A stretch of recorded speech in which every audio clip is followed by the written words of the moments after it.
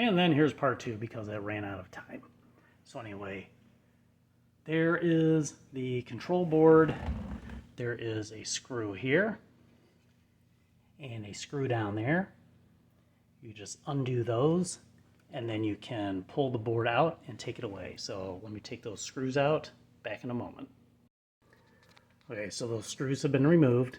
There's also this little bend thing that keeps the wiring harness in place. You can just move that out of the way. And then you can take this board out like this. And I believe it is this relay or this relay is the one that gets stuck. They both get warm.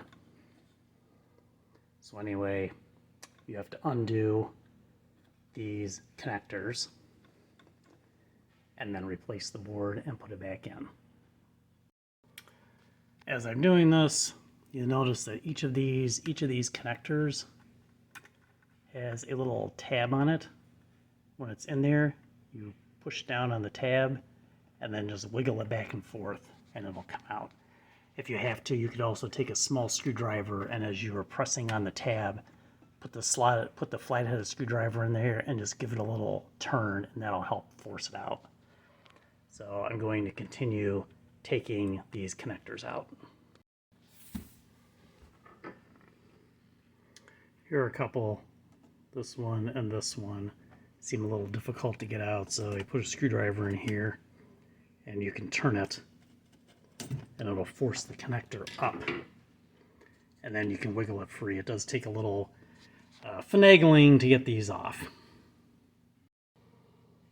Okay, so after messing around with it and using a screwdriver to gently pry, especially these last connectors, these ones weren't too bad because they have a tab, so they just come right out. These other ones that do not have a tab, they fit pretty tight on these terminals. But you just take a small flat-bladed screwdriver and put it in there and pry a little bit. They'll start coming up, and as soon as they come up, then it's easy to pull them off. And then you just have this last one down in the corner. So then all we got to do now is take our new board and plug everything in.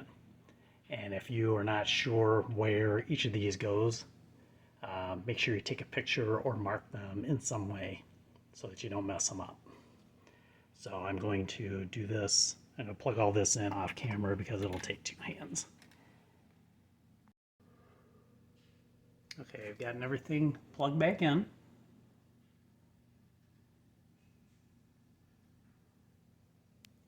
And before I fasten it down, I'm going to go and around to the other side. I'm going to plug it in and then I'm going to test it out and see how it works.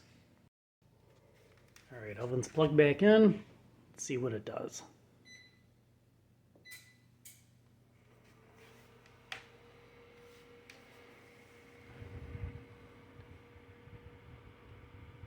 I'm going to pause and give it a minute to start warming up and let's see how the element does.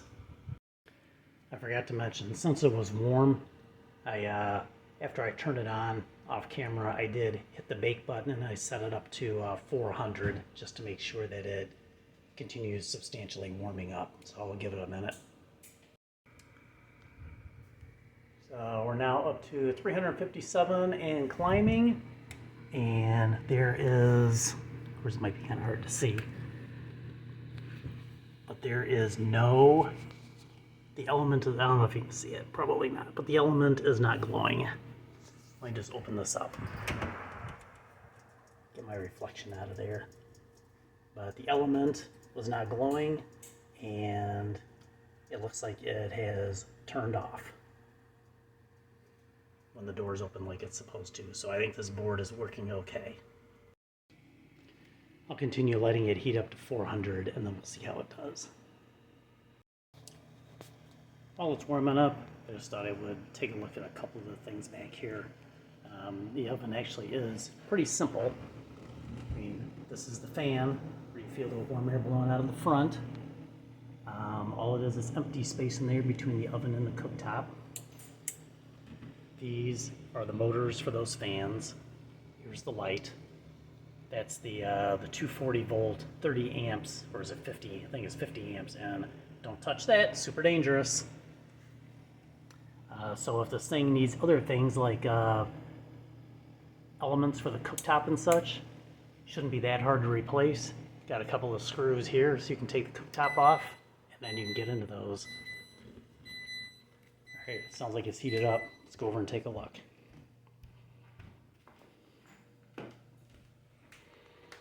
It's at 400. The element is not glowing, so I would say that this is fixed. Good luck if your oven has problems. Again, before you call out a repair person, it is a very easy fix. That part was only about $60 plus $10 shipping, so about $70. I also opted for the 3-year protection plan for another $15, so I think it ended up being somewhere around $90. So we'll see how it goes. Good luck. Any questions? Post a comment. Thanks.